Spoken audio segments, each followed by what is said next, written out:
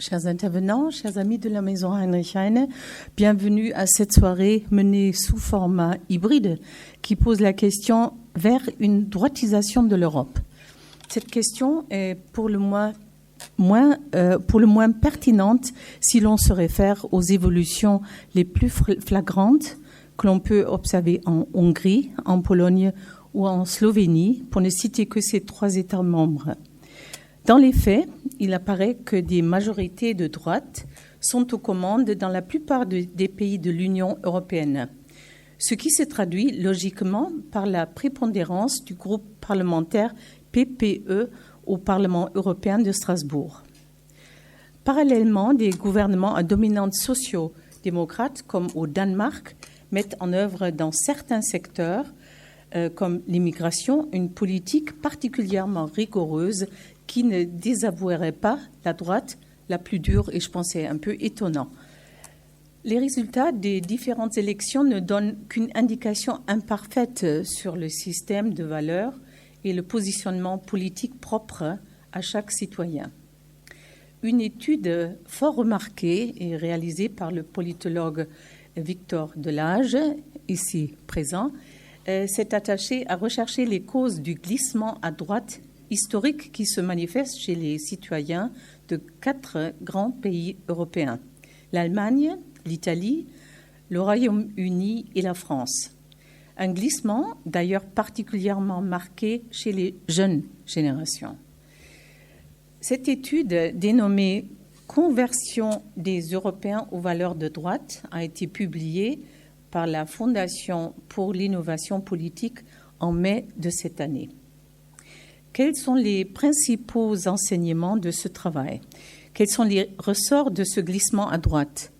Autour de quelles valeurs se cristallise-t-il et quelles en seront les conséquences pour le spectre politique? Quelle part la gauche a-t-elle dans cette évolution? Pour aborder cette problématique, nous sommes heureux d'accueillir les intervenants suivants. Monsieur Victor Delage, politologue, chercheur à la Fondation pour l'innovation politique et auteur de l'étude que nous venons de mentionner. Monsieur Marc Lazare, professeur des universités en histoire et sociologie politique à Sciences Po. Il est directeur du Centre d'histoire de Sciences Po Paris, grand spécialiste de l'Italie et auteur du livre qu'il a coécrit avec Ilvo Diamanti, Peuple, en la version française, Peuplocratie, la métamorphose de nos démocraties, paru en version française en 2019 chez Gallimard et on l'a présenté ici dans cette maison.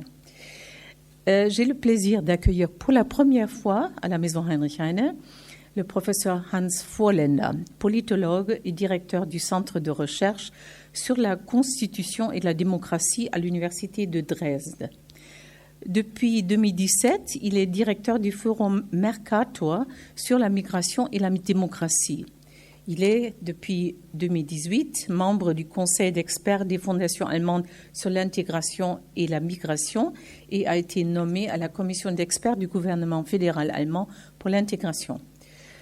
Je remercie Madame Sabine Sifus-Arnaud, chef du service international du magazine Challenge, d'avoir accepté d'assurer l'animation de cette soirée. Je lui passe la parole. Excusez-moi. Merci. Donc, bienvenue à cette table ronde. C'est un plaisir immense de voir des visages, des regards. Ça fait plaisir parce que j'ai animé des tables rondes face à mon ordinateur et c'était d'une tristesse sans nom.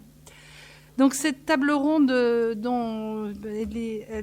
elle traite d'un sujet qui va devenir de plus en plus brûlant au fur et à mesure qu'en France on se rapproche des élections présidentielles.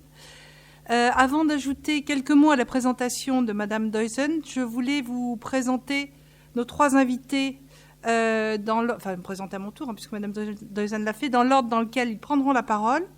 Donc, je commence par Victor Delage, qui est expert à la Fondation Fondapol, auteur de l'étude qui nous réunit ce soir.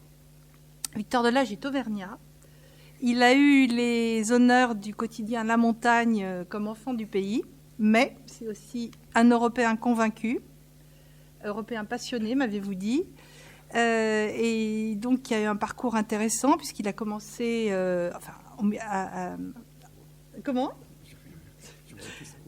Vous allez tout savoir sur son engagement européen. Donc, il a fait un Erasmus à Helsinki, un stage à la Commission européenne à Bruxelles, et il est passé par la Fondation Schuman à Paris. Et autre détail très intéressant, c'est qu'il a travaillé pour un think tank britannique à Londres en 2015, et c'était un des rares qui était Remain, c'est-à-dire pro-européen.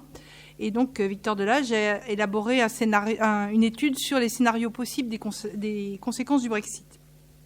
Deuxième expert, à ma droite, donc le professeur Hans Vorländer, qui est politologue en Saxe, donc qui nous vient de loin. Je suis d'autant plus ravie de l'avoir que c'est un expert très, très demandé par mes camarades journalistes allemands et qu'en ce moment, il est extrêmement sollicité. J'ai de la chance que, souvent, il réponde à mes questions, et notamment, je l'ai embêté cet été sur Madame Merkel, qu'il connaît très bien. Donc, c'est toujours un plaisir d'entendre ses analyses très nuancées et très pointues. Autre détail intéressant, c'est un excellent francophone, même si ce soir, il va nous parler en allemand. La preuve, c'est que quand je l'interviewe, je lui pose des questions en français, il me répond en allemand, et c'est rare d'avoir ce degré comme ça, que chacun puisse rester dans sa langue et avoir les bonnes nuances. Et puis, dernier détail, il est francophile aussi, puisque quand je l'ai embêté, il était dans le Luberon. Voilà. Autre universitaire très apprécié de mes camarades journalistes et de moi-même, Marc Lazare, donc, qui est directeur du Centre historique de Sciences Po. Il est aussi président de la School of Governance de la LUISS à Rome. Il écrit régulièrement des éditoriaux dans la presse italienne. Et détail très intéressant pour notre discussion ce soir, il a 2 études en cours qui résonnent avec celles de Victor Delage, la gauche et l'État, et surtout les populismes en France et en Italie. Donc ça permettra d'enrichir le débat encore plus. Donc pour introduire notre thème de ce soir, donc la conversion des Européens aux valeurs de la droite, je voulais vous citer 2 moments de mon expérience journalistique un peu que j'ai trouvé marquants et qui racontent cette droitisation, voire cette extrême droitisation de la vie politique européenne qu'on connaît depuis quelques années. Et surtout une fin des tabous qui s'est produite, on a le sentiment, enfin les 3 experts nous le diront bien sûr, mais que ça date après la crise des migrants. Alors, le premier exemple est autrichien. Et je trouve qu'il illustre particulièrement un des constats que Victor Delage a fait sur la droitisation de la jeunesse européenne.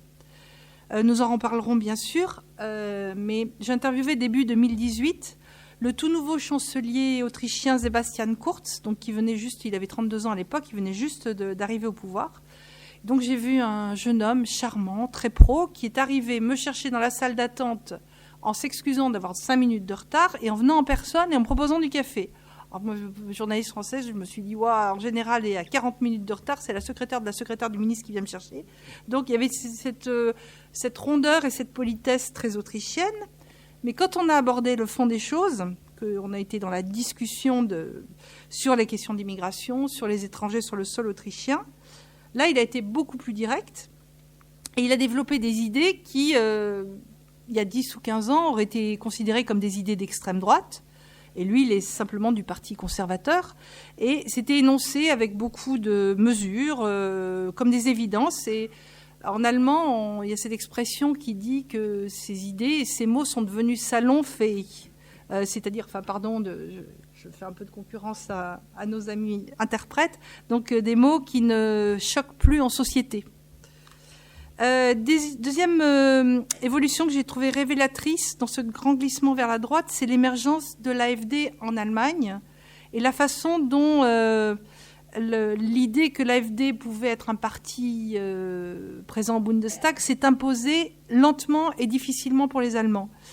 Nos invités, évidemment, en particulier M. Vorländer, en parlera beaucoup mieux que moi. Mais moi, j'étais frappée de voir combien en Allemagne, on a longtemps été rétif à utiliser le mot d'extrême droite, y compris après 2017, où l'AfD était au Bundestag, 3e parti, et on disait toujours populisme de droite avec une sorte de pudeur. Et puis petit à petit, il y a eu de la part d'une aile de ce parti une telle désinhibition, un tel glissement des mots une telle levée des tabous, de la violence aussi, puisque un haut fonctionnaire, Walter Lübcke, a été assassiné en juin 2019, qui s'opposait à l'AfD. Il y a eu aussi cette fusillade de Hanau en février 2020 dans un bar à chicha qui a fait 9 morts. Donc ça, c'est des choses très violentes qu'on n'aurait peut-être pas vues avant cette crise des migrants qui semble avoir fait basculer une partie de l'électorat allemand, notamment à l'Est. Voilà. Et peut-être dernière petite anecdote, mais que je trouve révélatrice. En 2019, il y a eu des élections régionales à Dresde, donc en Allemagne de l'Est. Et j'étais frappée par une affiche électorale qui présentait une dame blonde, très très enceinte, très jolie, charmante, souriante, avec un gros ventre. Et le slogan, c'était « Les nouveaux Allemands, c'est nous qui nous en occuperons ». Donc sur ces quelques remarques liminaires, je passe la parole à Victor Delage, qui en 5 à 7 minutes va nous présenter son étude et ses principaux enseignements. Merci beaucoup. Merci pour cette présentation. Merci beaucoup, Madame Duyssen, pour cette invitation. On est très heureux à la Fondation pour l'innovation politique à chaque fois d'intervenir dans cette maison. Je sais d'ailleurs que Dominique Régnier, qui est le directeur général de la Fondation pour l'innovation politique, était intervenu il y a 2 ans, je crois, avec Marc Lazare, justement, sur une enquête internationale que nous avons publiée. Alors simplement sans essayer de vous assommer avec trop de données, revenir sur quelques éléments clés des données qui apparaissent dans cette étude.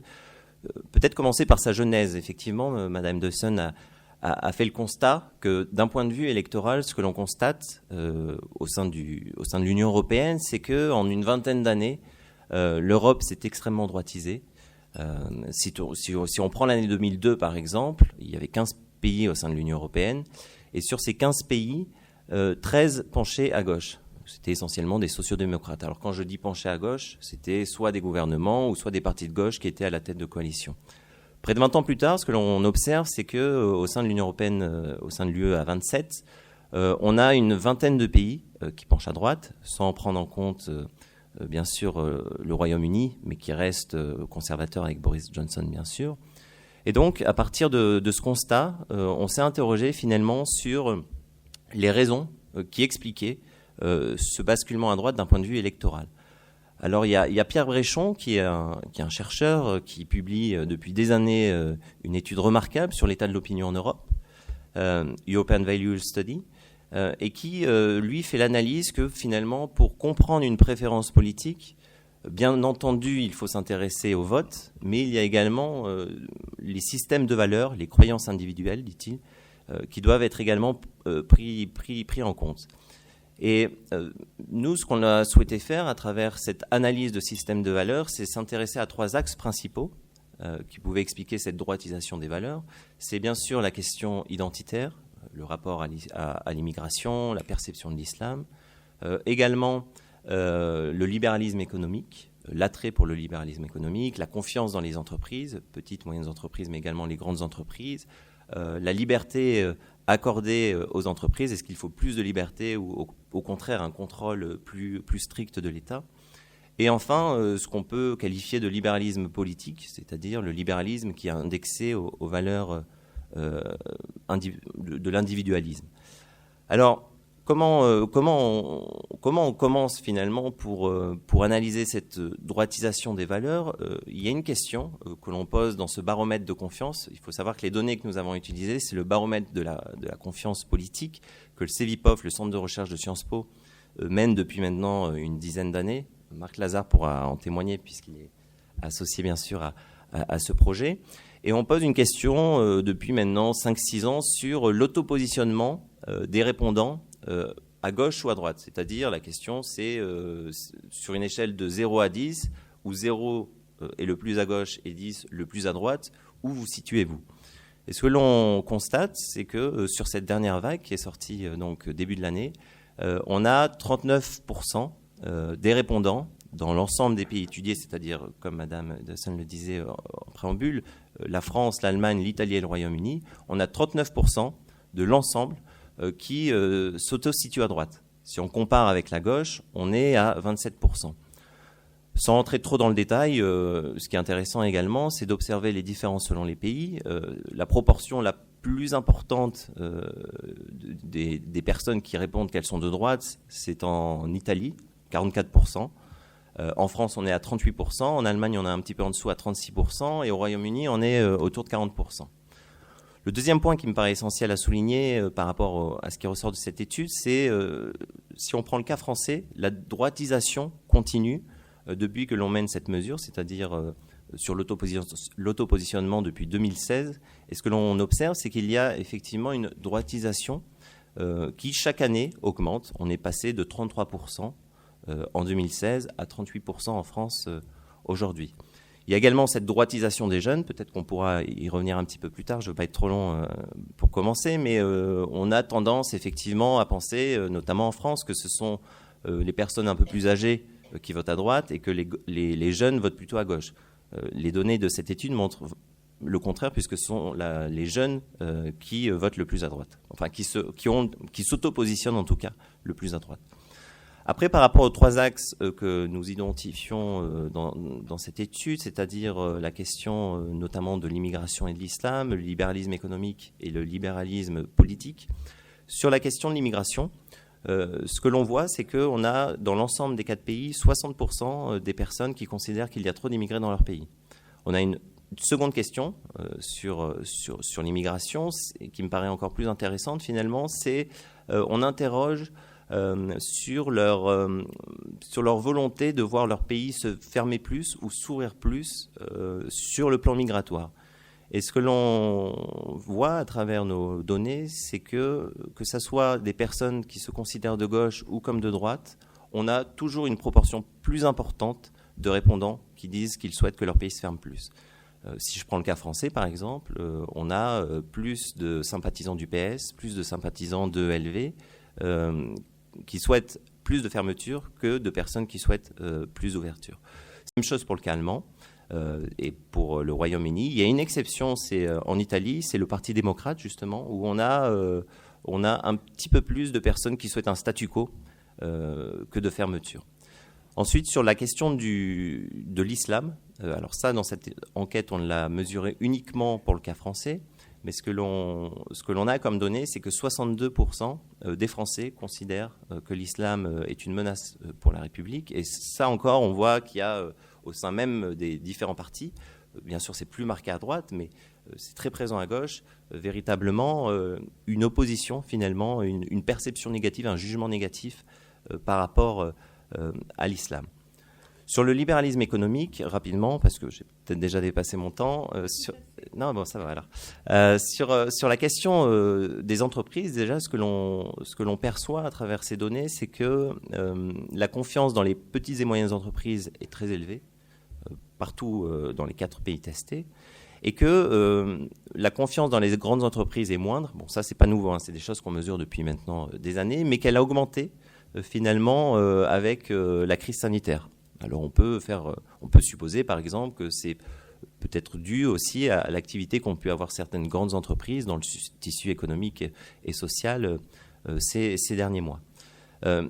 Intéressant également à mon sens, c'est de voir qu'on a 55% des personnes interrogées qui nous disent que face à cette crise économique, il faut donner plus de liberté aux entreprises et que l'État doit moins agir. Donc là encore, ça montre malgré tout un attachement assez prégnant de l'ensemble des citoyens à ce qu'on peut qualifier de libéralisme. Il s'agit bien sûr d'une enquête d'opinion, donc on caricature toujours un petit peu dans les questions, mais ça donne quand même beaucoup d'indications. Enfin, sur les questions de l'individualisme, on voit que c'est très, très élevé, principalement d'ailleurs chez les jeunes, que finalement les valeurs de l'individualisme sont presque érigées comme une norme sociale. Alors on a plusieurs questions là-dessus. Est-ce que vous pensez par exemple que chacun peut réussir dans la vie par ses propres moyens? C'est 80% des personnes qui nous répondent ça.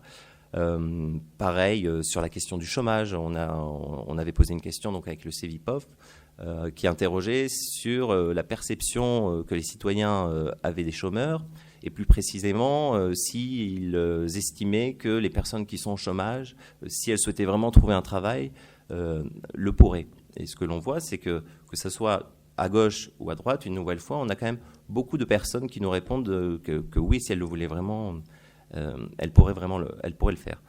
Donc, à travers et je m'arrête là, mais à travers ces 3 axes principaux, bien sûr, on pourrait élargir, hein, mais c'est pas le sujet de ce propos introductif. Mais on voit bien, effectivement, que sur tout un tas de sujets, que ce soit un électorat qui se considère à gauche, et encore plus fort, bien sûr, à droite, on a vraiment ce basculement à droite des valeurs qui peut expliquer, effectivement, d'un point de vue électoral, ce qui se passe depuis plusieurs années.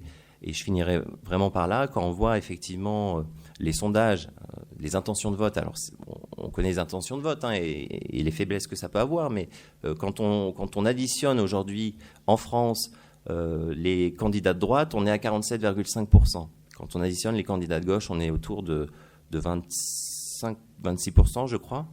Et quand je dis 47,5% pour la droite, c'est sans compter Emmanuel Macron, bien sûr, que moi, à titre personnel, je considère plutôt d'une droite modérée, de centre-droit, que ça soit d'un point de vue économique, il est plutôt libéral.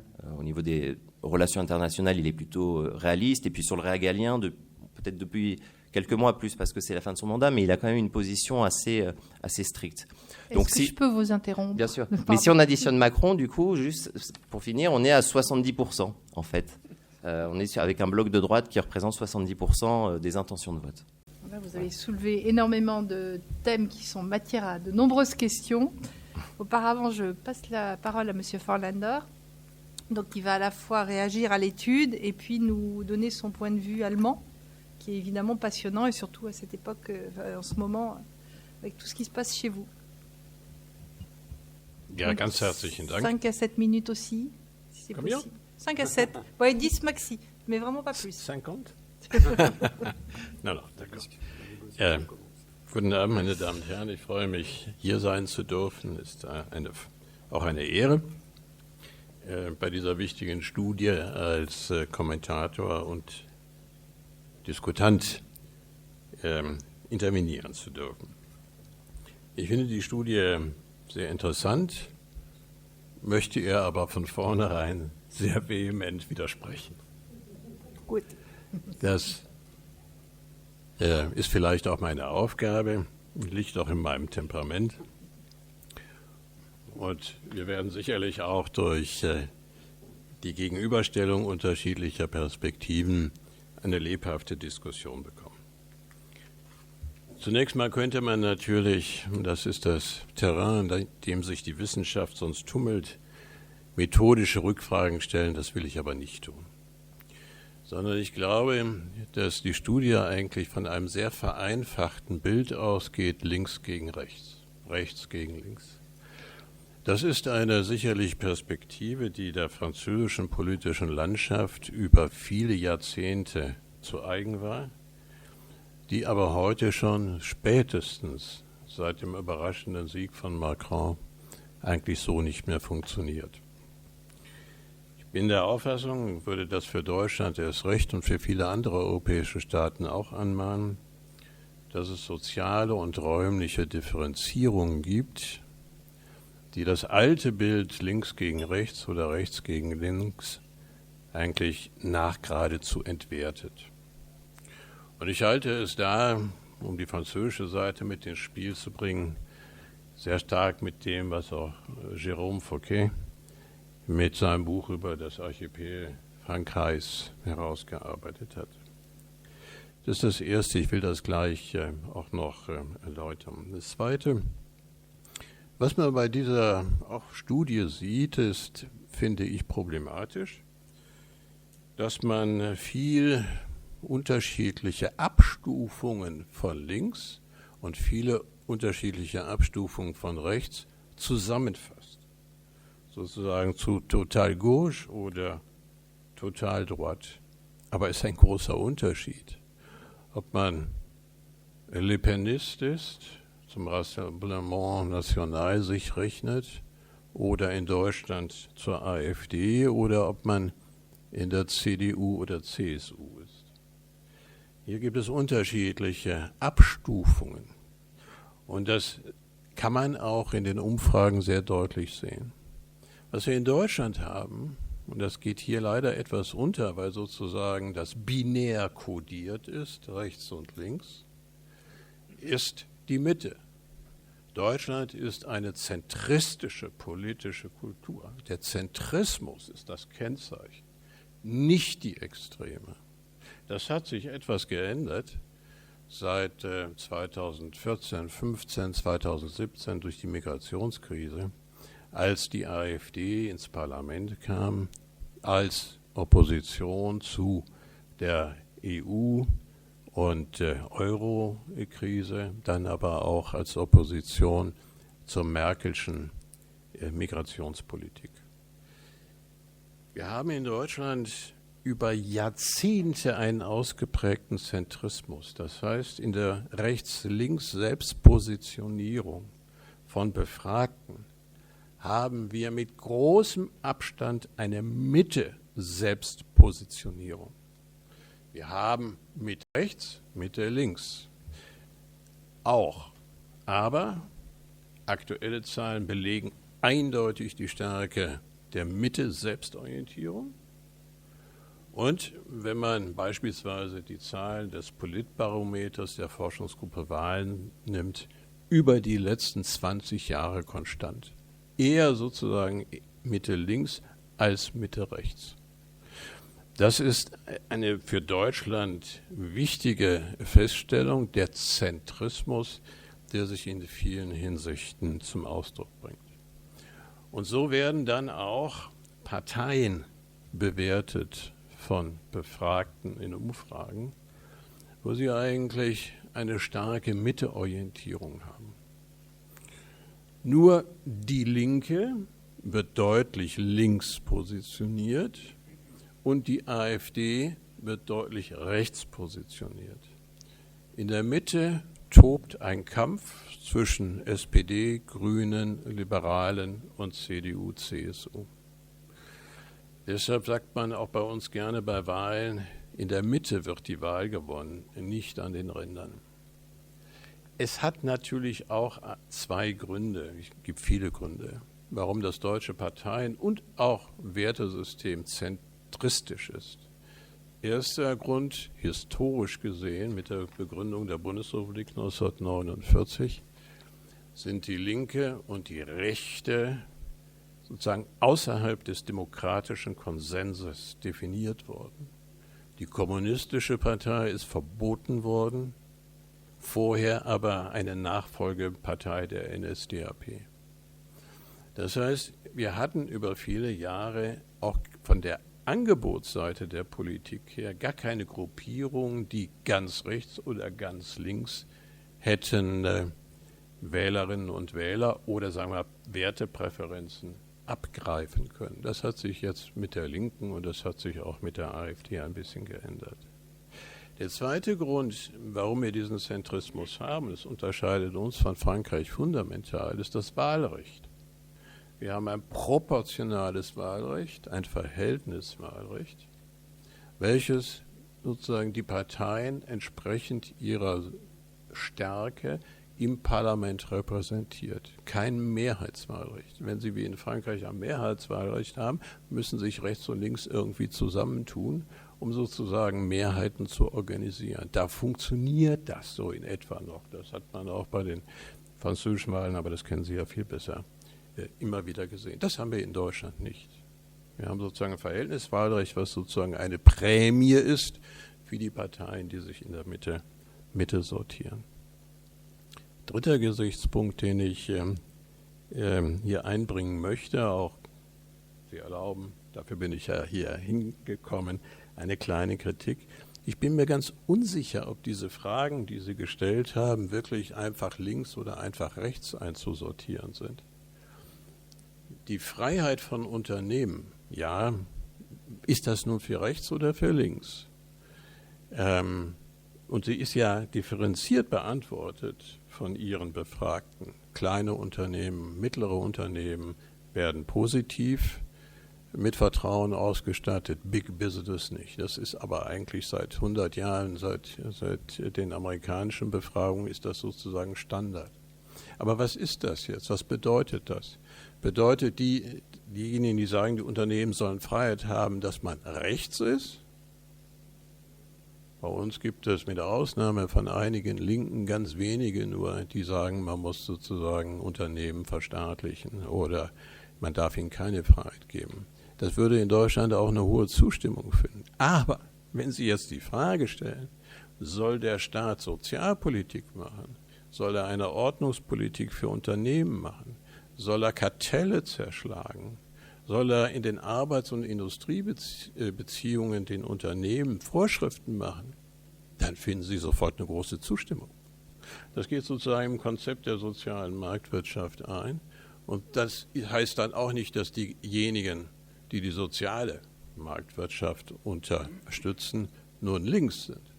Und das gesamte Spektrum eigentlich der Befragten in Deutschland zeigt immer beides. Ja, Freiheit der Unternehmen, aber auch Regulierung, sozusagen Intervention des Staates, starke Sozialpolitik, wohlfahrtsstaatliche Politik und jetzt gerade im Zusammenhang mit Corona eine ganz starke Unterstützung von, wie wir es nennen, Daseinsvorsorgestaat. Entschuldigung, dass sozusagen der Staat für sehr vieles, was das Dasein der Bürgerinnen und Bürger unmittelbar berührt, zuständig sein soll. Ich könnte Ihnen jetzt auch bei der Migrationsfrage, weil ich mich damit in verschiedenen Hinsichten auch beratend für die Bundesregierung immer wieder auseinandergesetzt habe. Dann ziehe ich die Migrationsthematik wieder zurück. Qui est passionnante, hein, et ce sera intéressant de revenir. Das machen wir später. Aber vielleicht noch einen Gesichtspunkt. Weil ich am Anfang gesagt habe, dass links-rechts eigentlich so nicht mehr funktioniert. Weil es sozusagen eine alte gesellschaftliche Konfliktlinie transportiert, die natürlich auf die Entstehung des modernen Kapitalismus zurückgeht, die auch in manchen Hinsichten zwischen katholisch-christlichen auf der einen Seite und republikanisch-laizistischen, das ist Frankreich, Konfliktlinien zurückgeht. Das sind sozusagen zwei große Konfliktlinien, die auch das Parteiensystem sehr stark geprägt haben in den letzten 150 Jahren. Aber das kommt natürlich zu einem Ende. Nun, die strukturbildende Kraft der alten Milieus hat aber in den letzten Jahrzehnten dramatisch abgenommen, sodass man nicht mehr von linken und rechten Milieus sprechen kann und linken und rechten festgefügten Einstellungen.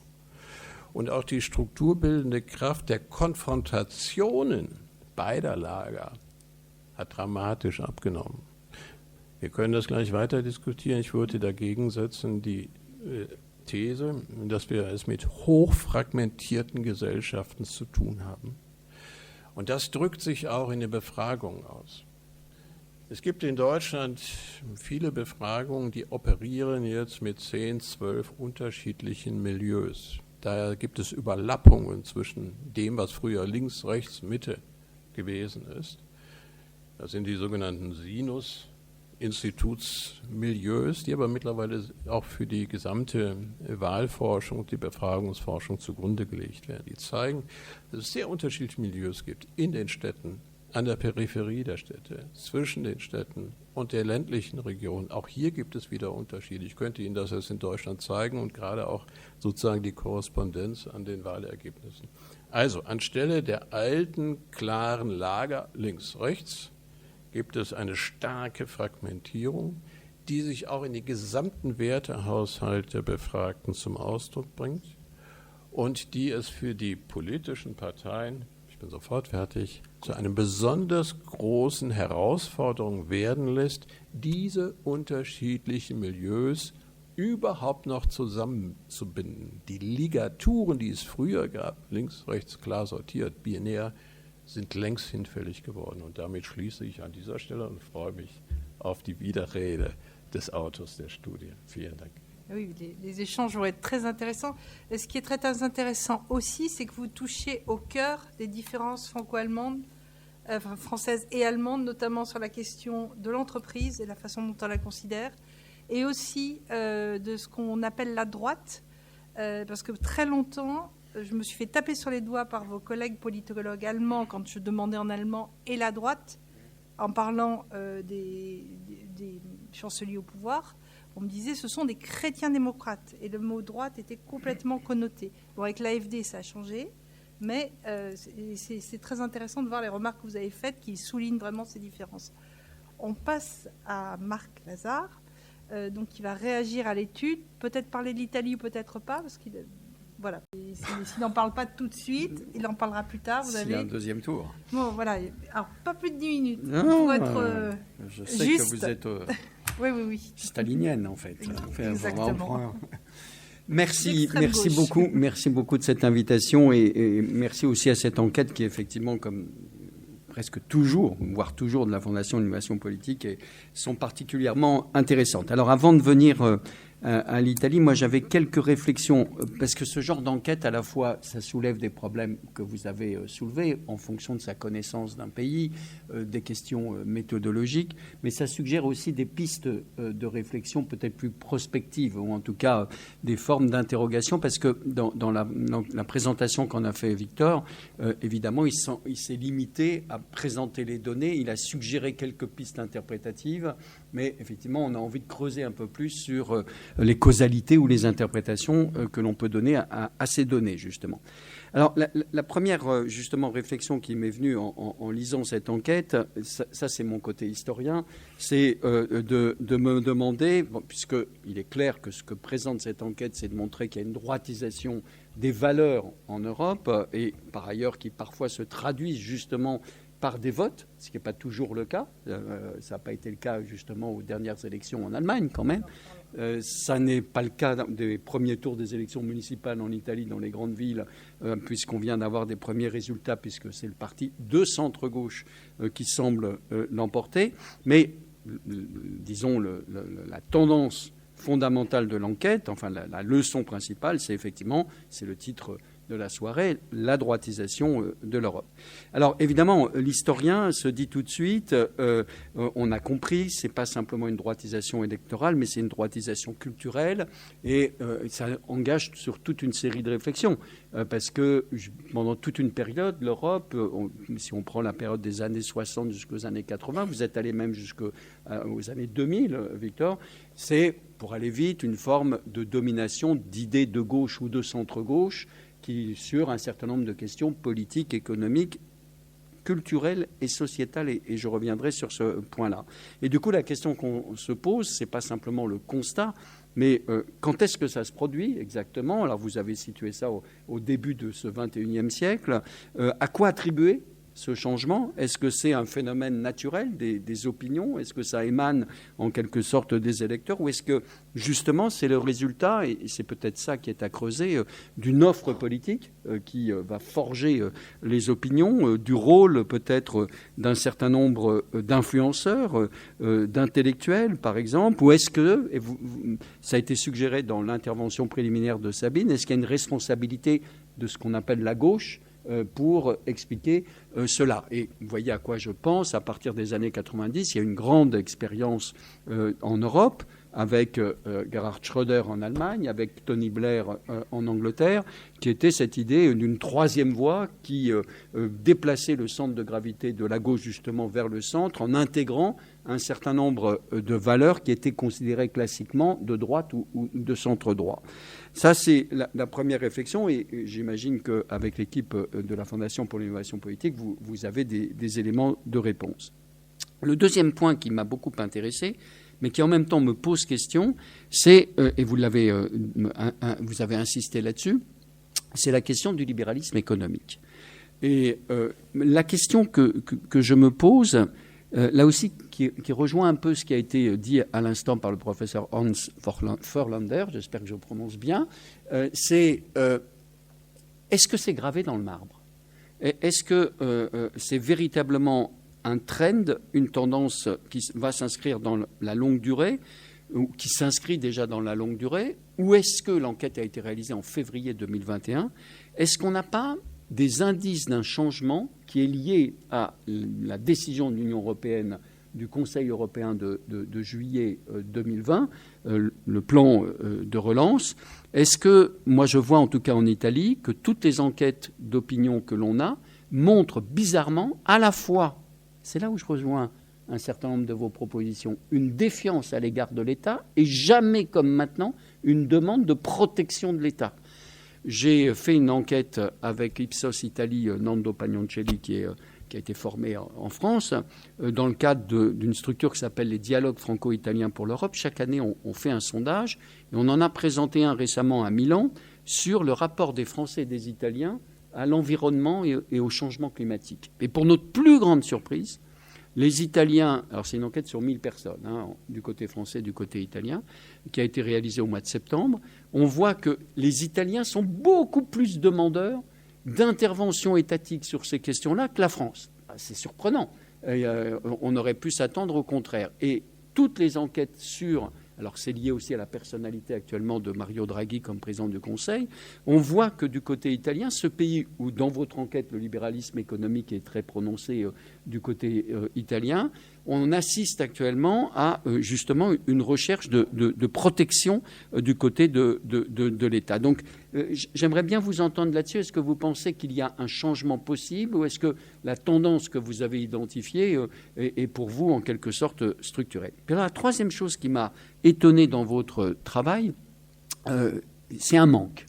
Alors, on ne peut jamais tout faire, bien évidemment, mais en gros, ce que vous démontrez, ce que cette enquête démontre, c'est une droitisation des valeurs des Européens dans 4 pays, le Royaume-Uni, l'Allemagne, la France et l'Italie. Mais il n'y a aucune question sur ce qu'on appelle les questions sociétales, les questions de mœurs, la question de l'interruption volontaire de grossesse, de la peine de mort, sur les questions, par exemple, de la reconnaissance des minorités LGBT, etc. Et j'ai l'impression, mais vous me corrigerez peut-être, que sur ces questions-là, il y a, je vais le dire pour vous provoquer un peu, une gauchisation de la droite.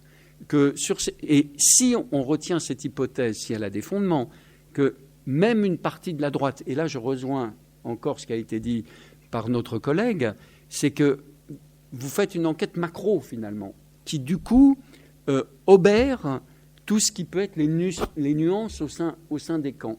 Il me semble, en tout cas sur le cas français, mais même sur le cas italien, qu'une grande partie de la droite de ces 2 pays, je parle ici des partis politiques, mais même des électeurs, ne revient plus sur le mariage pour tous. En Italie, réforme, vous vous rendez compte, l'Italie, pays catholique, qui non seulement en 1974, au terme d'un référendum, avait accepté le divorce, mais puis l'interruption volontaire de grossesse, et qui a accepté la réforme de Matteo Renzi, venu du centre-gauche, sur la reconnaissance juridique des couples du même sexe, les unions civiles. Même Romano Prodi, leader du centre-gauche, n'avait pas osé le faire.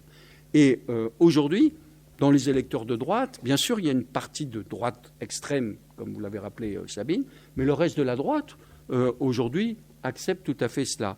Alors, vous voyez ma question, est-ce que du coup, qui rejoint d'une certaine façon par un autre biais ce qui a été dit, est-ce que vous ne fixez pas un peu trop des blocs où il y aurait des nuances? Puis après, bon, j'ai encore 2 minutes. Deux petites réflexions qui me sont posées. Ce qui est très intéressant dans cette enquête, et j'élargis sur 2 points. Est-ce que cette enquête, c'est pas du pain béni pour Viktor Orban? Non pas de votre point de vue, du point de vue de l'analyse, mais quand on voit l'opération que tente Viktor Orban, qui est une offre politique pour les Hongrois, mais pour tous les Européens, est-ce qu'il n'y a pas là, effectivement, une possibilité, en quelque sorte, pour quelqu'un comme Viktor Orban et ses alliés, c'est-à-dire Matteo Salvini en Italie, Marine Le Pen, même si c'est un peu plus compliqué, de reprendre les valeurs qui apparaissent dans cette enquête et qui sont celles, d'une certaine façon, que défend avec le plus de détermination Viktor Orban. C'est de la politique fiction que j'indique. Et d'autre part, j'ai un point toujours d'interrogation. Alors là, c'est mon côté sociologue, Victor. C'est plus mon côté historien. Individualisme, moi, ça me pose toujours problème. Moi, je crois beaucoup plus à la notion d'individualisation, ce qui n'est pas la même chose. C'est-à-dire que je pense que, bien sûr, quand vous enquêtez, vous dites les gens, on peut s'en sortir nous-mêmes, etc., mais qu'en même temps, individualiste, là encore, c'est figer des choses, alors que l'individualisation n'empêche pas au même moment des formes de mobilisation plus collectives. Et moi, je m'interroge sur cette notion que vous avancez. L'individualisation ne nous permet pas de comprendre des phénomènes, justement, où des gens peuvent affirmer qu'ils vont se débrouiller eux-mêmes, mais qui, en même temps, recherchent en permanence des formes de contact, des formes de réseau, des formes d'interconnexion, voire des formes de mobilisation. Mais ces deux derniers points, c'est mes réflexions, j'allais dire, prospectives. Alors, je vais vous donner la parole, puisque le débat est très intéressant, passionnant, et je vais me permettre de rajouter une mini-question pour vous charger la main. Non, mais bien sûr. Marc Lazare disait « Est-ce que c'est gravé dans le marbre ?» Et moi, ce que j'ai trouvé frappant, mais la question s'adresse à vous trois une fois que Victor Delage aura répondu, c'est on voit qu'on aurait pu imaginer qu'avec la crise du Covid, il y ait un coup de barre supplémentaire à droite. On a vu des mouvements, des sans-masques, des anti-vaccins qui étaient extrêmement violents et vindicatifs. Et en fait, quand on regarde, donc vous parliez des élections municipales en Italie, élections législatives en Allemagne du 26 septembre, on aurait pu imaginer que l'AfD fasse un carton. Or, ils ont eu moins de votes qu'en 2017. Ils sont moins nombreux au Bundestag. Bon, même si en Allemagne de l'Est, ils ont fait un bon score. Mais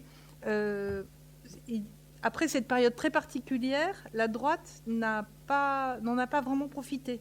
Et on voit même que le parti de Mme Merkel est un peu en déconfiture et qu'au contraire, c'est le social-démocrate Scholz, qui ressemble certes à Mme Merkel, qui est en train de prendre le leadership, même si les choses ne sont pas faites. Merci beaucoup, merci pour toutes ces questions. Je vais essayer d'y répondre de manière exhaustive. Je ne sais pas si j'en oublie, n'hésitez pas. Pas forcément exhaustif, parce non, que mais coup, peut-être on pas. va Du faire coup, on participer va aussi la salle. Oui, bien sûr. Et ce qui nous permettra d'y revenir. Bien sûr. Alors j'essaierai d'être assez rapide pour chaque question. Sur le clivage gauche-droite, très franchement, je suis d'accord qu'il y a des évolutions. De toute manière, c'est Frédéric Bon qui fait bien la différence entre ce qui est contenu dans un parti, c'est-à-dire certaines politiques évolutives, mais aussi le contenant, c'est-à-dire politique de gauche, politique de droite. Pour prendre quelques exemples sur ces évolutions, si on prend le 19e siècle, par exemple, la nation, ça a toujours été, pendant ces années-là, une valeur qui était proche des valeurs de la gauche. Aujourd'hui, c'est malgré tout plutôt passé à droite. Si on fait le chemin inverse et qu'on prend par exemple la question de l'écologie, pendant le 19e siècle, c'était la même chose, mais dans l'autre sens, c'était une notion qui était liée aux conservateurs. Alors, ce n'était pas la même écologie qu'aujourd'hui, bien sûr, hein, c'était l'écologie de la mère nature, de ce type de choses, mais on voit effectivement que ça a aussi évolué. Et sur tout un tas de sujets, on voit bien que le contenu, au sein même des politiques de gauche ou de droite, peuvent évoluer. Là où je suis d'accord avec ce que vous dites, c'est que le clivage gauche-droite, aujourd'hui, a tendance à évoluer. À mon sens, il existe toujours et il est même très important parce que finalement, si on se dit que le clivage gauche-droite n'existe plus, ça veut dire qu'on se dirige vers d'autres clivages qui sont, comme par exemple le dit très bien Jérôme Fourquet, société ouverte, société fermée, ceux qui bénéficient de la mondialisation et les laissés pour compte. Mais ça veut dire que s'il y a une élection et que finalement le parti sortant est un parti républicain, ça veut dire que l'alternance, c'est plutôt un populiste. Et donc, je trouve que de dire que le clivage gauche-droite n'existe pas, c'est mettre fin à l'alternance, finalement, des partis traditionnels que l'on a connus maintenant depuis plusieurs décennies en France, mais dans d'autres pays. Et je trouve que c'est un petit peu, peut-être périlleux de dire que ce clivage n'existe plus, même si, comme vous l'avez parfaitement dit, il a évolué, il est même concurrencé par d'autres clivages. Sur la question du basculement, alors c'est difficile de dire des dates précises, mais ce qu'on peut constater, c'est que malgré tout, depuis une vingtaine d'années, on est face à plusieurs bouleversements. Bien sûr, tout ce qui a entraîné la mondialisation, qui a totalement transformé nos sociétés, Vous avez mentionné tout à l'heure la crise migratoire également en 2015 qui a touché certains pays d'Europe, particulièrement d'ailleurs les 4 pays de cette étude et surtout l'Allemagne, bien entendu, même si aujourd'hui on voit qu'en France, malgré tout, on a quand même un certain nombre de flux migratoires. Mais effectivement, il y a ce point qui me paraît essentiel. Il y a la question du terrorisme islamiste aussi qui, malgré tout, dans le subconscient des gens reste extrêmement présent. On a sorti une étude à la Fondation pour l'innovation politique qu'on a réactualisée il y a quelques semaines de cela sur les attentats islamistes dans le monde depuis 1979. Et ce que l'on constate, c'est qu'à l'échelle de l'Union européenne, sur l'ensemble des victimes, 50% des victimes se sont déroulées sur le territoire français. C'est-à-dire qu'en France, depuis 1979, on a eu 82 attentats et entre 310 et 320 morts dus au terrorisme islamiste. Donc bien sûr, ça, par rapport à la perception que les citoyens peuvent avoir de l'islam, d'autant plus que c'est un phénomène qui s'est fortement accentué ces dernières décennies dans un pays comme la France, mais pas que. L'Allemagne est aussi, par exemple, fortement touchée. Ce sont des choses qui peuvent forcément influencer ou en tout cas participer à ce basculement à droite sur certaines valeurs. Après, on peut ajouter, bien évidemment, et ça me semble essentiel, le vieillissement de la population, le vieillissement démographique, parce que ça joue un rôle essentiel. Et on pourrait certainement citer d'autres raisons à cela. Ce que l'on constate, si je me base sur les données de cet indicateur du Cevipof, la première vague était en 2009, je crois, c'est qu'on voit qu'il y a vraiment un phénomène de droitisation à partir de 2015-2016. Donc c'est à partir en réalité de la crise migratoire qui ont touché très fortement certains pays de l'Union européenne. Est-ce que c'est la seule raison? Non, j'ai essayé d'en évoquer d'autres, et il y en a certainement d'autres auxquels je n'ai pas forcément pensé. Alors sur la question du libéralisme, est-ce que c'est gravé dans le marbre? Tout ce que vous avez dit, Marc Lazare, ça me paraît effectivement essentiel. On pourrait prendre le problème dans un autre sens. On pourrait se dire, effectivement, il y a beaucoup de discours, notamment pendant le confinement, pendant la crise sanitaire. Moi, je me souviens de beaucoup d'articles de presse que j'ai lus, que justement, on allait avoir un mouvement de décroissance, que beaucoup de jeunes, justement, étaient en faveur de ce type de politique économique. Je me souviens notamment dans Le Monde, dans l'Obs, beaucoup d'articles qui disaient que maintenant les gens allaient vivre à la campagne, que la croissance ne comptait plus, ou ça n'allait plus être la priorité. Ce que l'on constate dans cette étude, qui malgré tout, même si elle a été administrée au début de cette année, c'est-à-dire que la crise quand même avait déjà fait un long chemin, c'est qu'on a 75% de l'ensemble des personnes qui ont répondu à cette enquête, c'est un échantillon de 8000 personnes, donc c'est quand même un échantillon solide, c'est qu'on a 75% des personnes qui nous disent que oui, on peut concilier croissance économique et préserver l'environnement pour les générations futures. Et on a 20% à peu près qui nous disent que non, on ne peut pas concilier les deux et qu'il faut effectivement tout faire pour préserver l'environnement, quitte à mettre de côté la croissance économique. Donc on voit bien malgré tout qu'aujourd'hui, malgré ce qu'on peut entendre ou ce qu'on peut lire parfois, que ces thématiques-là, même si elles sont primordiales et fondamentales pour les générations qui viennent notamment, c'est pas les priorités. On sort depuis 1 an et demi ce qu'on a appelé 2022 et le risque populiste. C'est un baromètre semestriel qui prend un petit peu le pouls des Français pour savoir leur disponibilité à voter pour tel ou tel candidat. Et ce que l'on voit, c'est qu'on a une liste de 7 priorités que l'on pose. Et l'environnement, c'est la priorité qui a le plus baissé depuis que l'on interroge les Français, c'est-à-dire depuis 2019. C'est-à-dire qu'il y a une chute de 7 points depuis. Quand on prend les autres questions, que ce soit l'immigration, que ce soit la délinquance ou encore le rapport à l'islamisme politique, on voit que ce sont là vraiment les priorités qui ont le plus augmenté depuis plus de 2 ans. Donc malgré tout, je pense que tout ce que vous dites est fondamental sur aussi les questions sociétales. Effectivement, on peut tout à fait dire qu'aujourd'hui, on peut d'un côté exprimer une certaine défiance à l'égard de l'État, on le voit bien, la défiance à l'égard des partis politiques, à l'égard des institutions, c'est ce que vous dites très bien dans Peuplocratie d'ailleurs, dans votre ouvrage, n'a jamais été aussi forte. Mais pour autant, on peut effectivement on peut faire l'hypothèse que les gens attendent plus de l'État sur certaines normes sociales, sur l'environnement. Je ne pense pas que ce soit vraiment un paradoxe. Ce que l'on constate néanmoins, c'est que sur des sujets comme la peine de mort, nous on avait publié une enquête à laquelle vous aviez participé d'ailleurs, qu'on est en train de rééditer.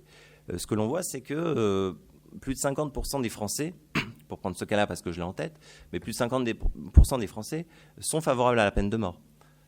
Alors sur certains enjeux sociétaux, je ne dis pas qu'il y a des évolutions qui sont les bienvenues, et je pense d'ailleurs qu'ils se normalisent au sein même de l'électorat de droite, mais on voit que malgré tout, il y a certaines résistances qui se font. Après, sur la question de... Dites-moi si j'oublie des choses ou si je suis trop long, et peut-être que je finirai par là. On pourra aussi donner la parole à la salle, et ça nous permettra de revenir sur des thèmes. Bien sûr, bien sûr. Non, simplement sur la question, et je finirai par là, sur la question, est-ce que c'est du pain béni pour Viktor Orban ? Moi, je pense que c'est le contraire, en fait. Je pense que que ce type d'enquête où on essaie d'analyser la perception de l'opinion sur des sujets quand même, pour savoir les sujets qui comptent le plus, qui leur paraît le plus essentiel. Je pense que c'est indispensable, parce que oui, non, mais je sais, non, mais simplement non, parce que je prends le cas on se demandait le basculement et tout ça aussi, c'est aussi pour joindre les deux questions. Pour le cas de la gauche, je pense qu'effectivement, c'est un échec de la gauche pendant très longtemps. Mais je sais que c'est ce que vous dites, mais pendant très longtemps, d'avoir mis de côté les sujets de l'immigration, le rapport à l'islamisme politique, la question sécuritaire. Parce que quand on prend ces données, ce que l'on voit, c'est que même l'électorat de gauche, malgré tout, est plutôt favorable à une politique plus stricte. C'est ce que dit très bien Pascal Perrineau, on peut tout à fait être de gauche et pour autant s'opposer à l'immigration. Et quand on prend par exemple la candidate actuelle du Parti Socialiste, pour qui j'ai beaucoup d'estime par ailleurs, mais jamais vous ne l'entendrez, en tout cas jusqu'à présent, parler de la question de l'immigration, de la question sécuritaire, et pourtant on sait que dans la ville qu'elle dirige, on sait que ce sont pourtant des questions qui sont primordiales, que ce soit la sécurité ou l'immigration. Vous avez tous les trois abordé énormément de sujets et d'aspects du sujet que je pense qui vont revenir avec les questions de la salle. Je vais peut-être me permettre de poser une question avant d'ouvrir le débat. Vous, dans votre étude,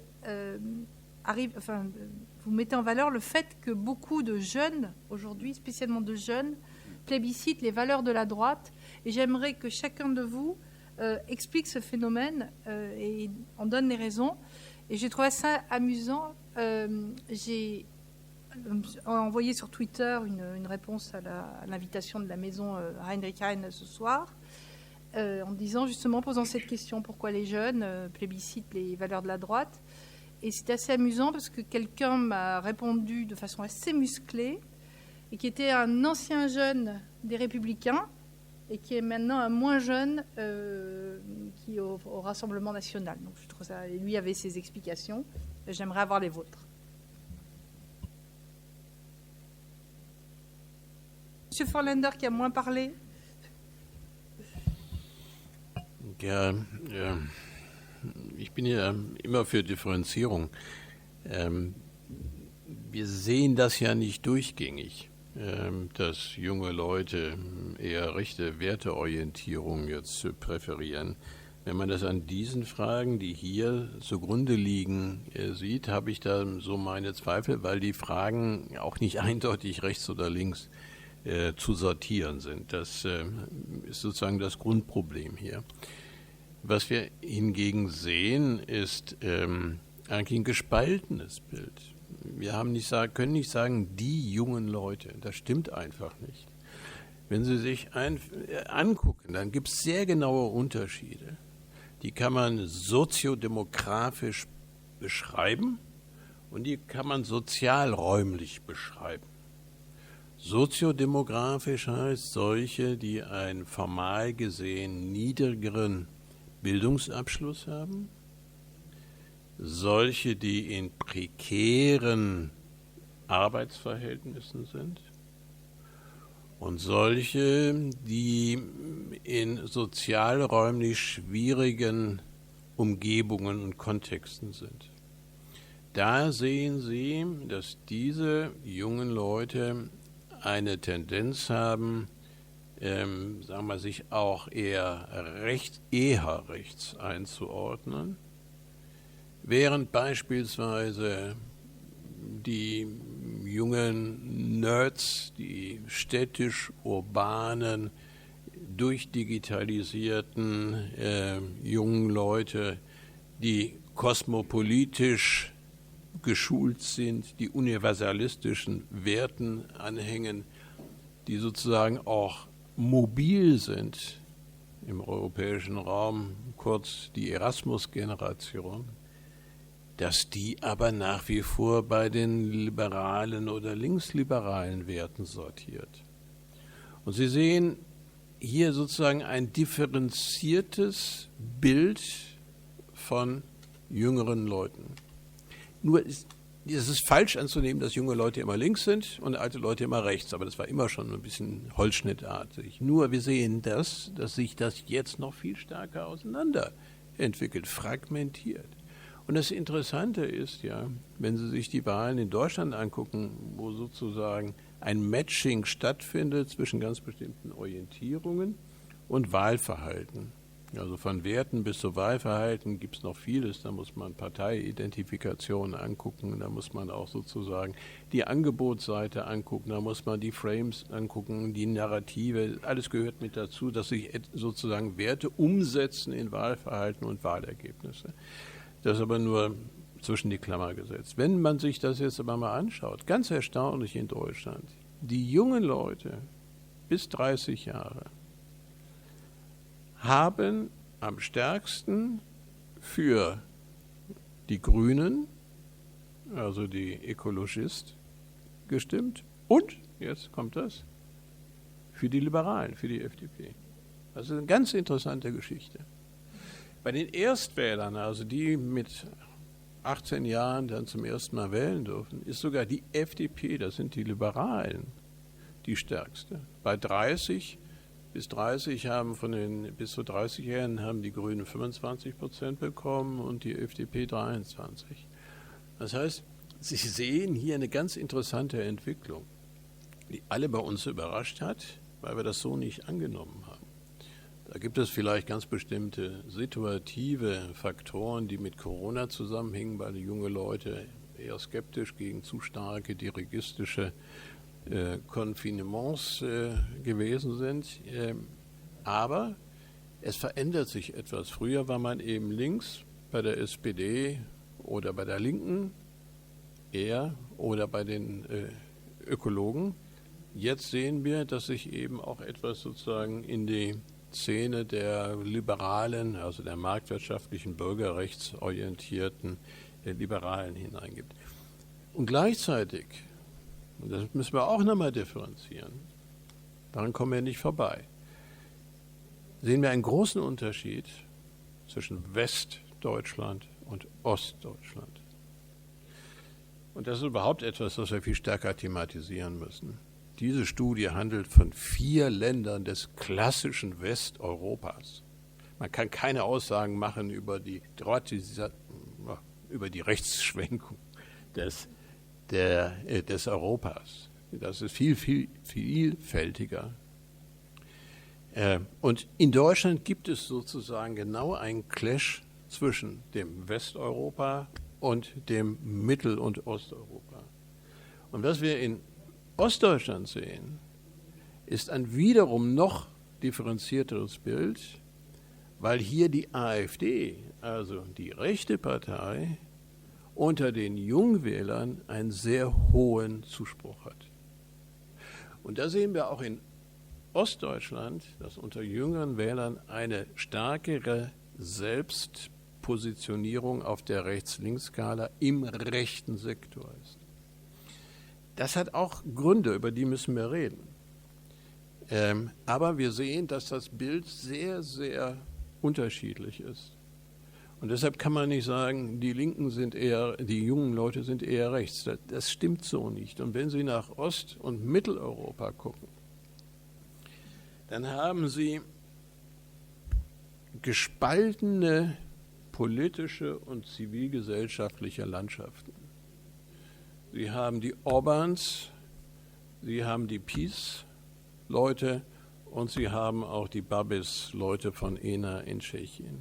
Aber Sie haben auf der anderen Seite viele, die ganz andere Werteorientierungen haben. Das Problem ist, dass wir sozusagen immer nur die wahrnehmen, die Orbánisten, die Kaczynskis oder die Babis. Aber dahinter entwickelt sich etwas anderes. Und Orbán und die Kaczynskis, also jetzt noch lebende Kaczynski mit seiner PiS, haben ja sozusagen das politische System manipuliert durch ganz bestimmte Wahlrechtsveränderungen, um ihre Herrschaft zu konsolidieren. Aber von den Wertorientierungen gibt es in diesen Ländern auch ein sehr gespaltenes Bild. Bei Migration, auch da müsste man noch mal genauer hingucken. Wir forschen seit vielen Jahren auch darüber, gibt es ebenfalls sehr gespaltene Bilder. In Westeuropa wird Migration eigentlich eher positiv aufgenommen. Das Eurobarometer, Eurostat zeigt das. 15, 16 gab es einen kleinen Knick. Und seitdem ist es eigentlich wieder generell auf einem relativ gleichen Niveau wie vor 15, 16. In Ostmitteleuropa ist die Situation eine andere. Da ist sozusagen die positive Einstellung gegenüber Migration sehr viel stärker abgeflacht. Also wird kritischer gesehen. Und wenn man jetzt beispielsweise auch in Deutschland fragt, muss man sehr genau fragen, welche Art von Migration ist eigentlich gemeint, wenn man nach Migration fragt. Fluchtmigration, Arbeitsmigration, Familienmigration oder irreguläre Migration. Das sind 4 ganz unterschiedliche Felder. Und wir können zeigen, dass hier die Bevölkerung eine sehr differenzierte Einstellung hat. Fluchtmigration, Asyl, immer positiv. Arbeitsmigration, positiv. Bei irregulärer Migration, also das, was wir gemischte Migration nennen, wo also Fluchtmigration, Asylmigration und Arbeitsmigration zusammenkommt, ist man zurückhaltend. Und was Deutschland anging, 15, die deutsche Bevölkerung war in den gesamten Umfragen immer positiv gegenüber der Merkelschen Politik. An den Rändern, da hatte sich Protest gesammelt und gab es starke Einbußen. Es gab eine kurze Phase, auch das nochmal Differenzierung, letzter Satz, in 15, 16, Herbst 15 bis Frühjahr 16. Da gab es einen Knick. Deutschland hatte 1,2 Millionen Geflüchtete. Das hat zu erheblichen Turbulenzen geführt. Aber danach ist die Merkelsche Politik der weiterhin geöffneten Türen durchaus positiv wieder behandelt bzw. betrachtet worden. Also, lange Rede auf eine kurze Frage. Man muss sehr genau differenzieren und dann ergibt sich eben ein etwas anderes Bild, als wenn man sagt, Migration wird abgelehnt. So einfach ist es nicht. Merci pour ces précisions. Et puis ces 2 thèmes qui sont essentiels, de la migration et des régimes autoritaires et qui font partie du sujet. Je voulais quand même revenir aux jeunes. Et ce que vous nous avez expliqué d'une certaine manière, c'est que vous avez d'un côté l'Allemagne opulente, et avec des jeunes qui sont plutôt libéraux et écolos, et puis de l'autre côté une Allemagne de l'Est qui a des difficultés économiques et où les jeunes ont tendance à s'amouracher de l'AfD. Et c'est peut-être aussi la même chose dans des pays du Sud, qui sont pas le moteur économique de l'Europe, où les jeunes sont tentés par la droite ou l'extrême droite, je ne sais pas. pour l'Italie, pour la France? Vous pouvez nous répondre? Non, je vais essayer d'être court. C'est une question qui m'intéresse beaucoup parce que je ne comprends plus rien aux jeunes. Voilà. Et je suis un père et qui ne comprend plus rien à ses enfants. Bon, donc je pars de cette boutade parce que voilà, c'est mon constat quasi quotidien. Et comme, en fait, on part toujours... Cela dit, on a un jeune, là. Non, mais encore plus jeune que lui. Voilà, encore plus jeune que lui. Je ne comprends plus rien à mes étudiants. Et c'est à partir de... Et encore moins de mes enfants, évidemment. Et donc, c'est à partir de cette incompréhension... Non, mais ce n'est pas simplement une boutade. Puis je vois qu'il y a des jeunes dans la salle. Ce n'est pas le classique problème... Enfin, si, c'est d'une certaine façon un problème classique entre générations. Mais parce que j'ai cette interrogation, je suis extraordinairement intéressé par ça. Et voilà, j'ai un projet de recherche justement sur cette question. Et je pense que je suis entièrement d'accord. On ne peut plus raisonner, et ce n'est pas une critique, mais on ne peut plus raisonner en termes macro. C'est-à-dire de dire on va prendre la jeunesse, il y a des jeunesses. Comme vous l'avez rappelé, ça suppose de multiples enquêtes. On en a en France.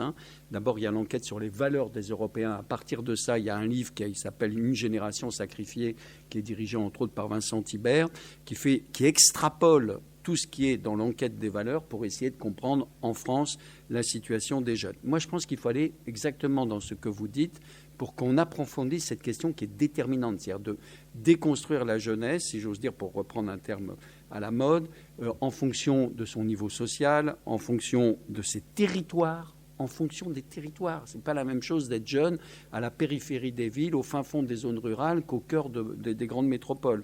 En fonction du niveau de diplôme, de son rapport aux politiques, il faut qu'on ait des enquêtes approfondies, pays par pays, ce qui n'empêche pas, bien sûr, des enquêtes... La troisième réflexion, c'est que je pose l'hypothèse qu'il y a effectivement, alors là je rejoins ce qui est dit, qu'il y a une forme justement d'individualisation et qu'une grande partie de cette jeunesse pense qu'effectivement la liberté est absolument déterminante. Et je pense que c'est, encore une fois, une hypothèse de recherche liée aux transformations aussi technologiques et notamment aux réseaux sociaux. Et ça, je pense que ça a bouleversé tout, c'est-à-dire qu'on est avec ce fichu appareil et on pense qu'on est tout puissant pour s'informer, pour agir, pour essayer de trouver un job, même si on est dans une situation de très grande précarité, de très grande difficulté.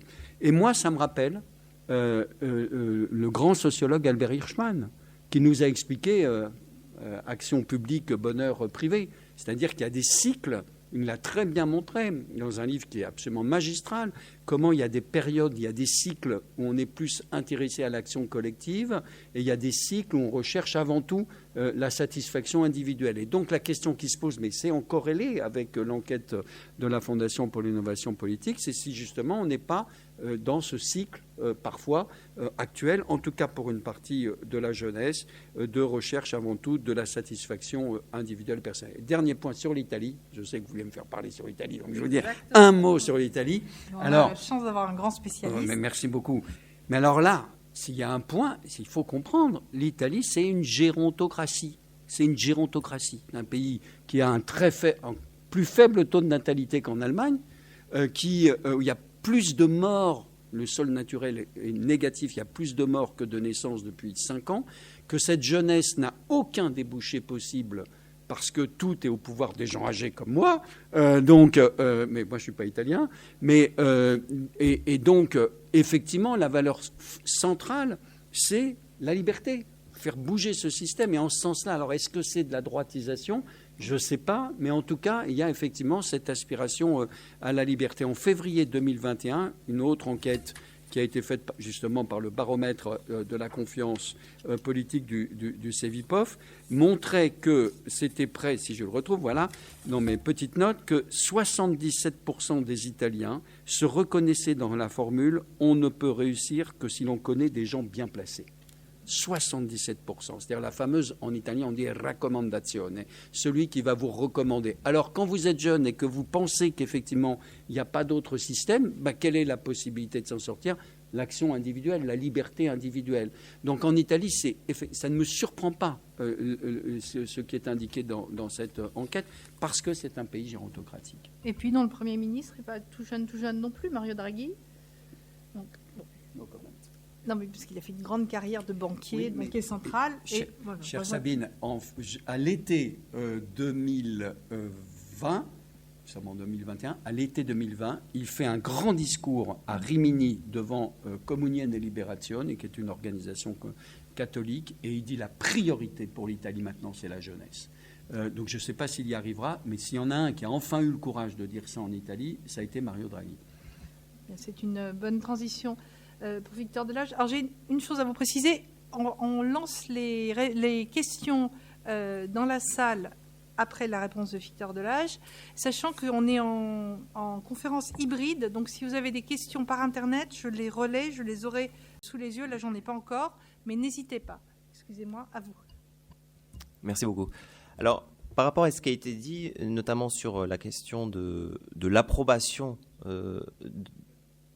de l'immigration, c'est vrai qu'on peut prendre le sujet dans ce sens, mais ce que disent les données, en tout cas, de cette enquête qui est menée par le CEVIPOF au niveau de la méthodologie et de l'administration, c'est que malgré tout, on a, comme je le disais tout à l'heure, 60% des personnes qui trouvent qu'il y a trop d'immigrés dans leur pays. Alors vous avez tout à fait raison, il faudrait, de toute manière, le diable se cache dans les détails, on pourrait approfondir, bien sûr, ce type d'études, mais si vous voulez déjà interroger un échantillon qui se veut représentatif de la population globale, c'est-à-dire avec des catégories socio-professionnelles supérieures, mais aussi inférieures, interroger sur ce degré d'exactitude entre, d'un côté, les migrants économiques, de l'autre, les réfugiés, de l'autre.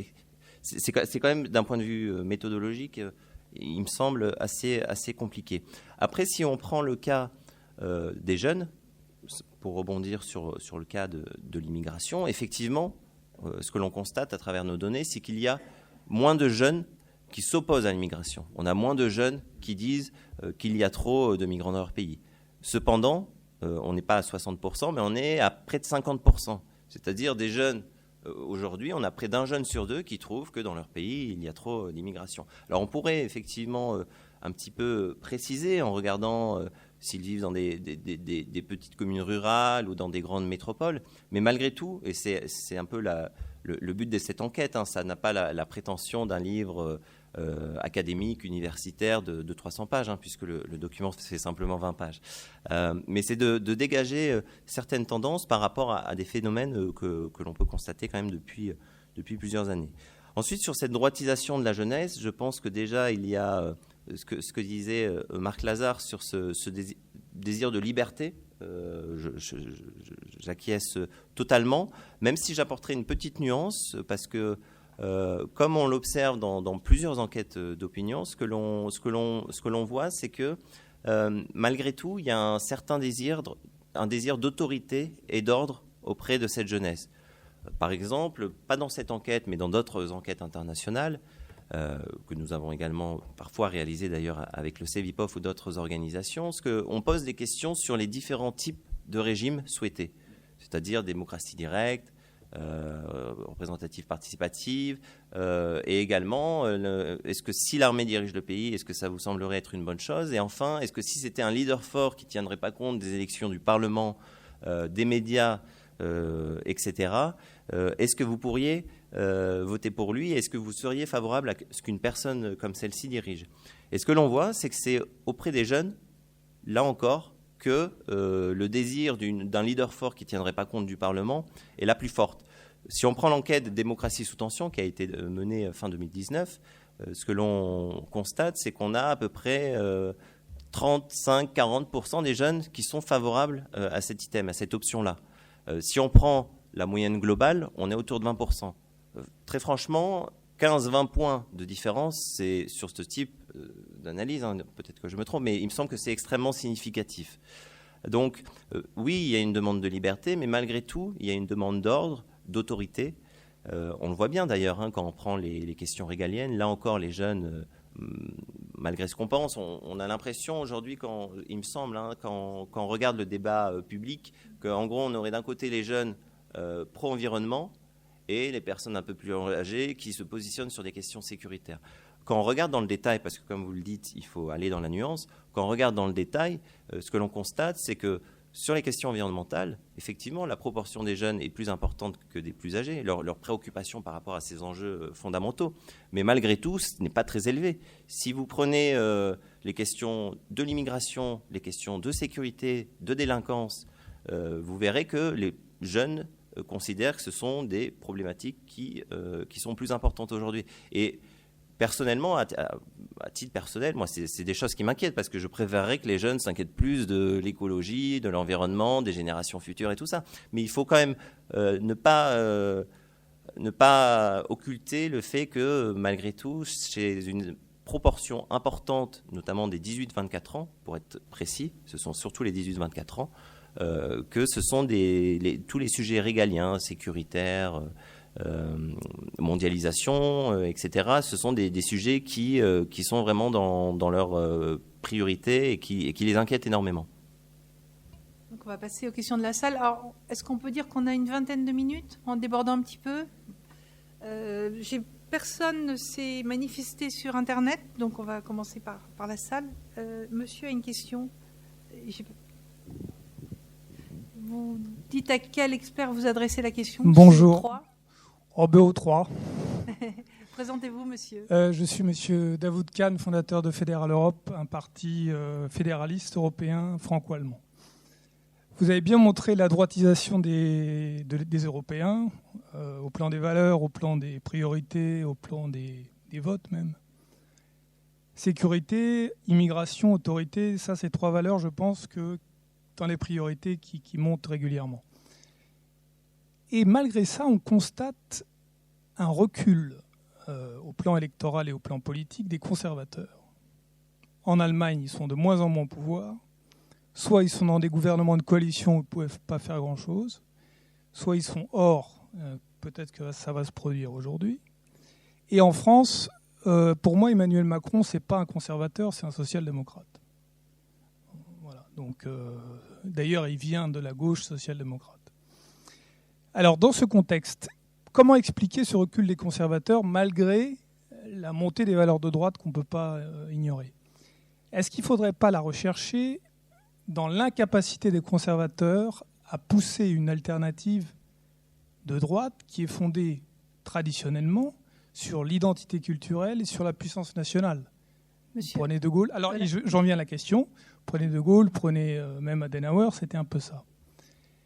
Mais comme vous êtes dans l'Union européenne, si vous avez un programme qui est axé là-dessus, c'est très risqué. Donc ma question, est-ce que la droite, pour se renouveler, les conservateurs, ne devrait pas passer à un concept d'euro-conservatisme qui pourrait mettre en avant l'identité culturelle européenne et la puissance européenne? Merci. Alors si nos trois experts peuvent répondre de façon assez courte, qu'on puisse avoir plusieurs questions. Moi, juste une mini-remarque, c'est que le PPE, donc le parti des conservateurs européens au Parlement européen, c'est un euro-parti de droite. Et il est majoritaire au Parlement. Mais ce n'est pas moi l'experte.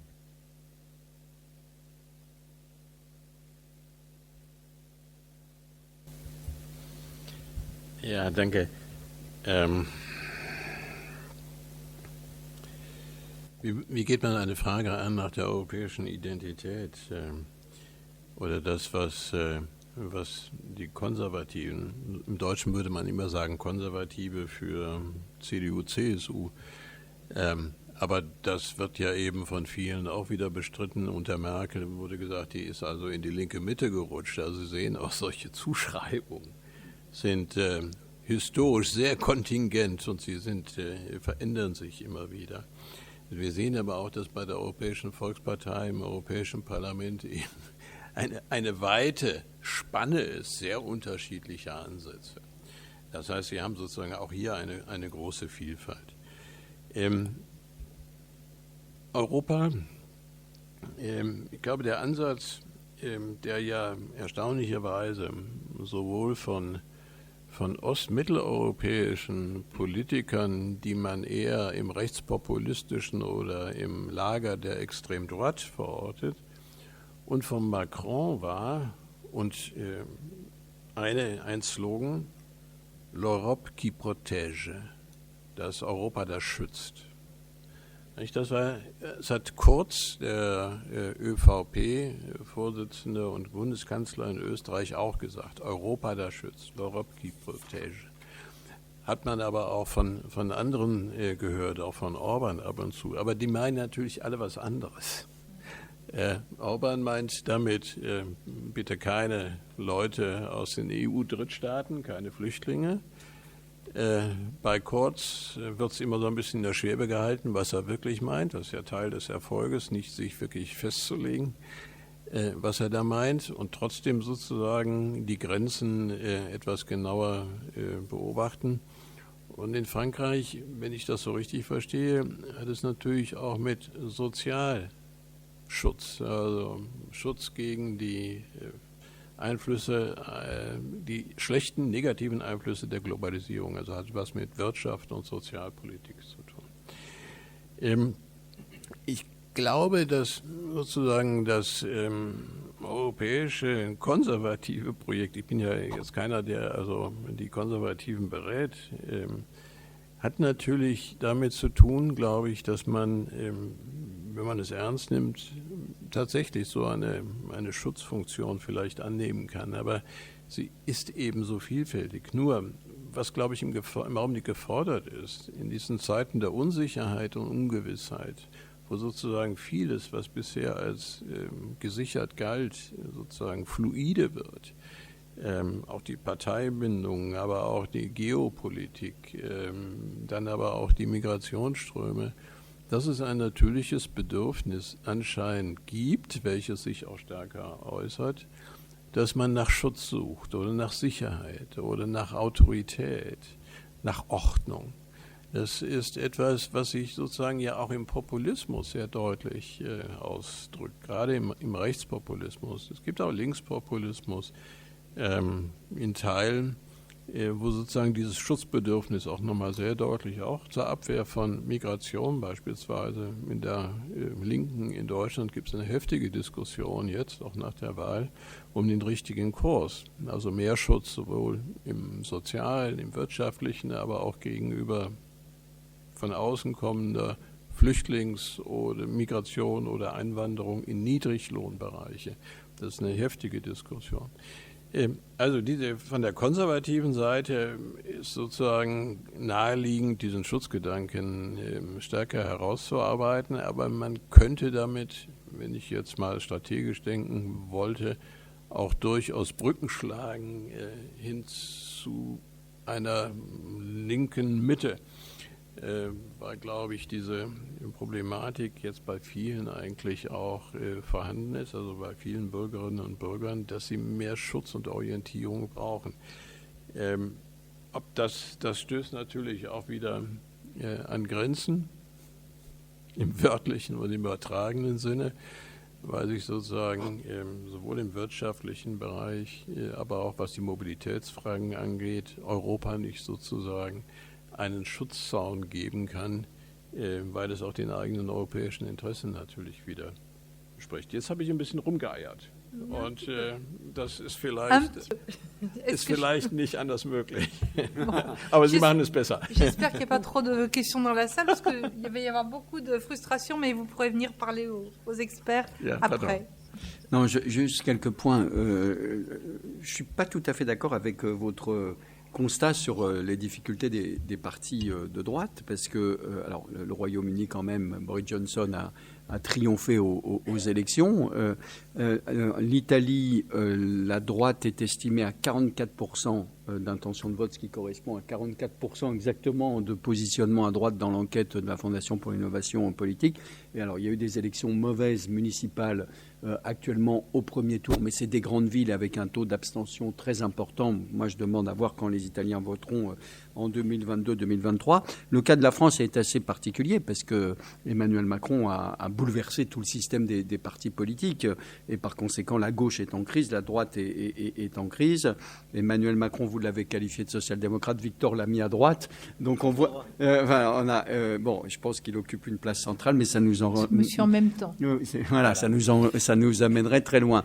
Non, en revanche, je pense que vous pointez quelque chose que moi je trouve très intéressant, parce parce que je crois qu'il y a un dilemme à droite, d'ailleurs, comme une partie de la gauche, c'est est-ce que on insiste plus sur la dimension nationale. Alors, on voit actuellement dans la campagne française qui s'amorce qu'une partie de la droite, poussée par Éric Zemmour en particulier, est en train justement de reprendre l'argumentaire national. Enfin, les incroyables déclarations de Michel Barnier, qui est commissaire européen et qui commence à taper sur l'Europe au nom de la nation pour essayer de gagner la primaire à droite. Enfin, en tout cas, la perspective du Congrès du Parti des Républicains. Alors là, l'opportunisme politique, c'est une leçon incroyable de la part de Michel Barnier, qui a été négociateur avec les Britanniques du Brexit et qui était considéré comme le plus européen des Européens qui se présentaient comme ça. Mais donc, il y a ce dilemme-là qu'on retrouve aussi dans d'autres pays, en tout cas pour celui que je connais, de la droite italienne, mais en même temps, le fait que l'Union européenne, aujourd'hui, apparaît comme une sorte d'horizon dont on ne peut plus sortir.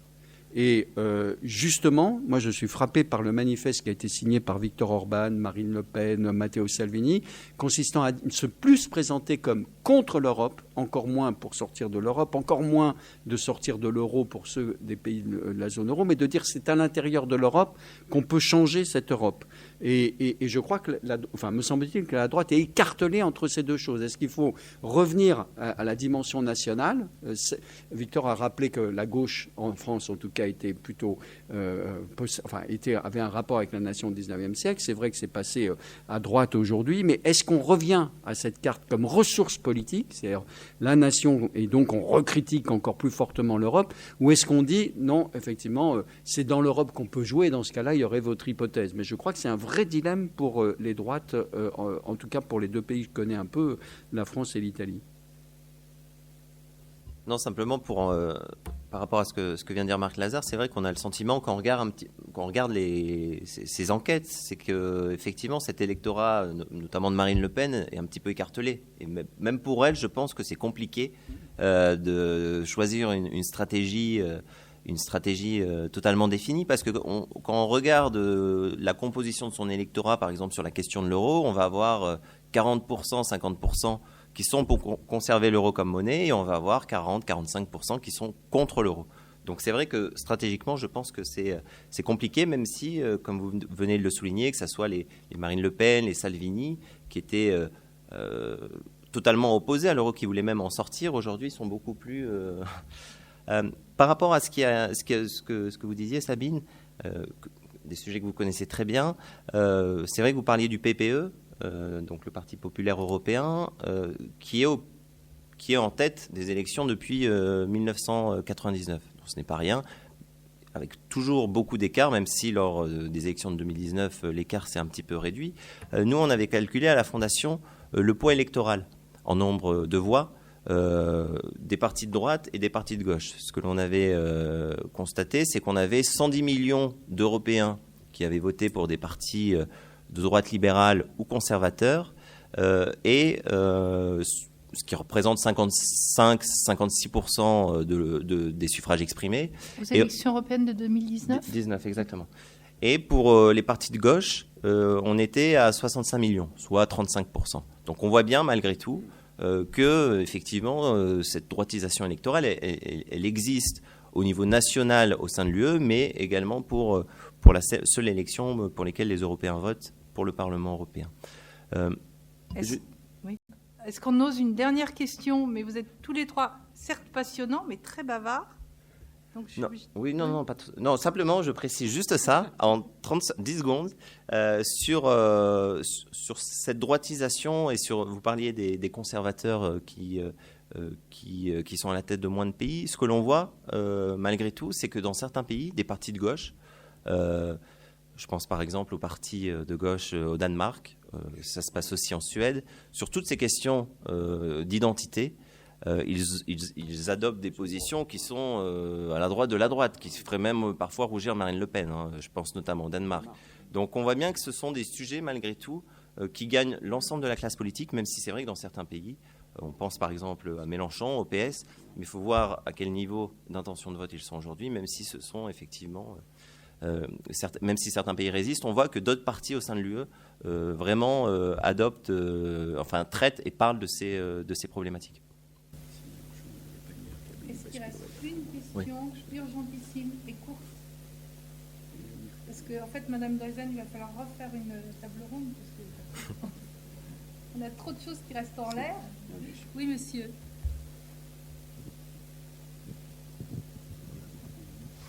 Bonsoir, Jean-Paul Carcinti. Je suis simple membre d'une association qui s'appelle Sauvons l'Europe. Ma question s'adresse plutôt au professeur Forlander. Revenons un instant sur la question des jeunes. Le SPD a envoyé beaucoup de jeunes députés, des Jusos. Est-ce que c'est une stratégie interne à ce parti ? Est-ce que ça signale un autre phénomène ? Et avec quelles conséquences éventuelles ?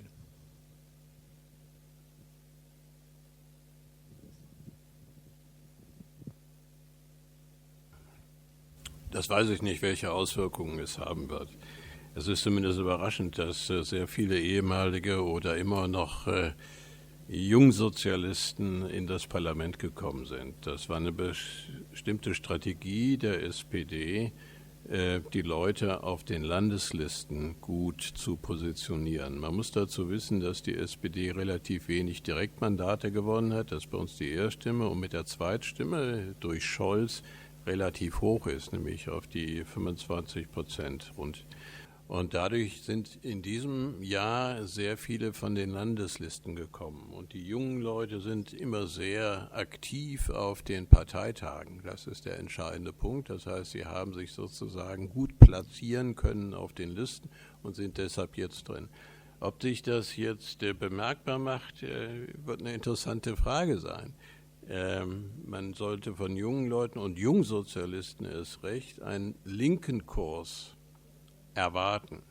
Scholz ist aber selbst eher ein Mann der Mitte und jemand, der jetzt eben auch mit der FDP womöglich eine Ampelkoalition bilden muss mit Grünen und Ampel. Das heißt, er wird gar nicht so viel nach links gehen können. Das wird aber bedeuten, dass es innerhalb der Sozialdemokraten eine große Spannung gibt. Und das ist eigentlich in Deutschland auch immer der Fall, dass auch Kanzler, die die SPD stellt, irgendwann eben auf Widerstand in der eigenen Partei stoßen. Das war bei Helmut Schmidt so und das war bei Gerhard Schröder so.